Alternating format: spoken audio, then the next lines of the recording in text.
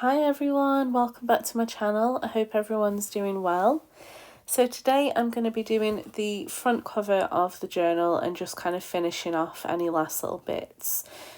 So I've bought these little MDF frames, I think they were from eBay, and there was this and there was a few rectangular ones, but I just thought this one was kind of perfect. So I've got a couple of different embossing powders. I've got a white sparkly one and then I've got a silver one. I was thinking silver because I've got silver book corners that I'm going to use, but I just wanted to try them out, so I just grabbed a couple of like grungy letters I had, some MDF pieces. So I've basically just used the heat gun and decided which one I wanted, and that was going to be silver.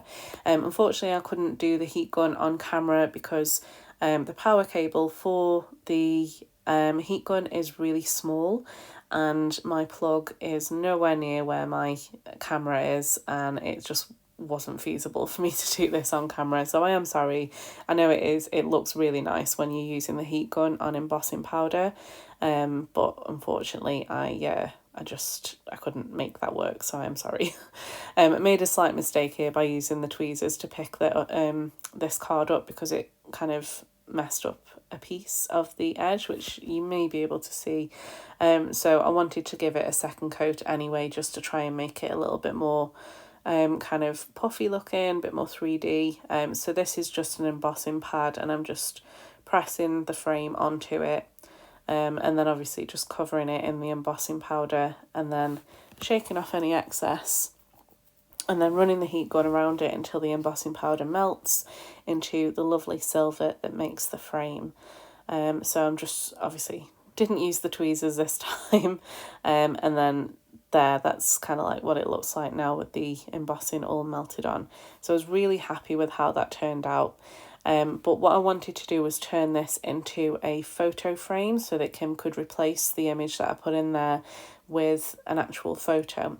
So I got some backing card, which is just white cardstock, and it's a nice sturdy one, and I've just glued the frame on just on the edges because I wanted to be able to get an image slipped in and out of this, and then a little bit on the bottom as well. So once that had dried, I wanted to cut out the frame, and obviously scissors was a silly idea. I don't know why I left that in the video, but I suppose we all make mistakes, don't we? But it was fine. So I've just kind of zoomed right in.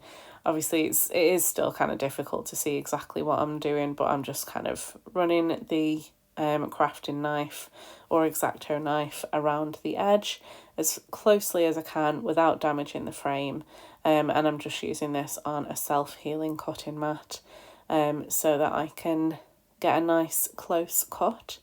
So I'm just going all the way around the frame and just trying to take out any extra bits just so that it's nice and flush, just so it kind of doesn't stick out at all when it's on the front cover of the journal. So this is almost done, going all the way around.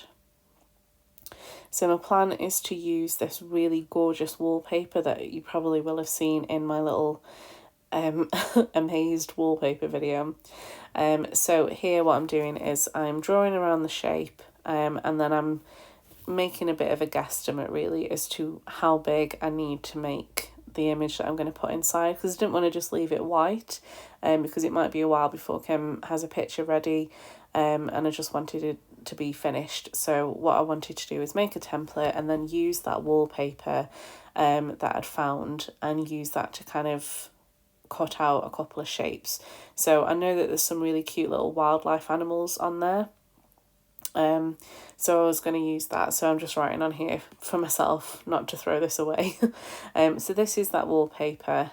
So there's a little rabbit there or a hare, and then there's a little hedgehog here as well. So I'm just drawing a very rough outline so that I can chop that up, and there we go. So I've just kind of cut them out and I'm just rolling them backwards just to try and flatten them out a little bit, and then I'm using the template to really draw around it, and then I'm going to cut those out for both images.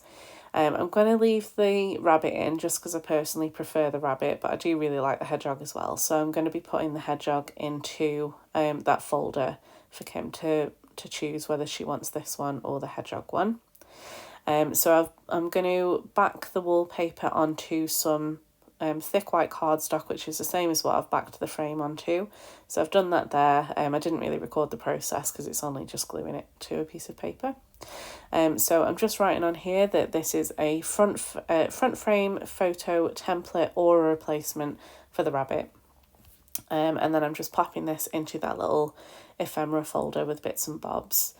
And then now I'm just kind of deciding what I want to have on the front. So like I've said a couple of times, that I really want this to be nice and clean. So I was thinking about I think if I was doing this as like a proper junk journal, I probably would have added like a various bunch of different laces behind the frame to kind of make it a bit more frilly and a bit more layered. But as I say, I really wanted this to be nice and clean and as elegant as I could make it, so I thought that this looked the best. So a piece of the sage lace at the top and a piece at the bottom.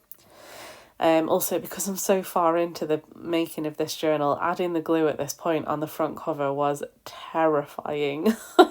I'm sure you probably feel the same when you've made something that you're really happy with and you add in stuff to it and you just want it to look perfect, and it's a little bit scary. I think in hindsight what I probably should have done was threaded this through the spine and then wrapped it around the front as well, and then if there was enough of it, maybe use that to go around the small spine and the front piece, but the inside flap piece. But unfortunately I didn't think to do that, and I probably wouldn't have had enough lace to do all of that. But I think that this looks nice, and then I just want to finish it off with some silver book covers, so at corners even. So unfortunately, again, this is a little fiddly thing, and I am trying my best to put this on camera for you, but I'm obviously failing badly here. So I've just tried to slow this down a little bit just so you can see the corner that's added on there. I do a little bit of a better job here, so I'm basically just using the pliers to open the corner up a little bit just so it fits on the edge, and then I'm using the pliers to squish the corner onto the book without kind of damaging the actual book corner. And then I'm just doing the same on the inside cover as well. So I just want to make sure that that's all nicely finished, and I do think these really do add something to a book corner. I just feel like they really do finish it off. And then I just wanted to add something onto this just because I felt like it was a little bit plain, and I was thinking about maybe layering up some lace, but to be honest, just the single green piece of lace kind of sold it for me. I just felt like that was nice and simple, and I felt like it was something that, I don't know, maybe a place where you could store some like baby letters or I don't know, anything. Like I say, I don't know what kind of things that you'll store, but just, yeah, I just kind of wanted some extra space for storage. But that is literally it now, so I'm just going to glue the frame onto the front, and then the next video that you'll see is going to be a flip through of the journal.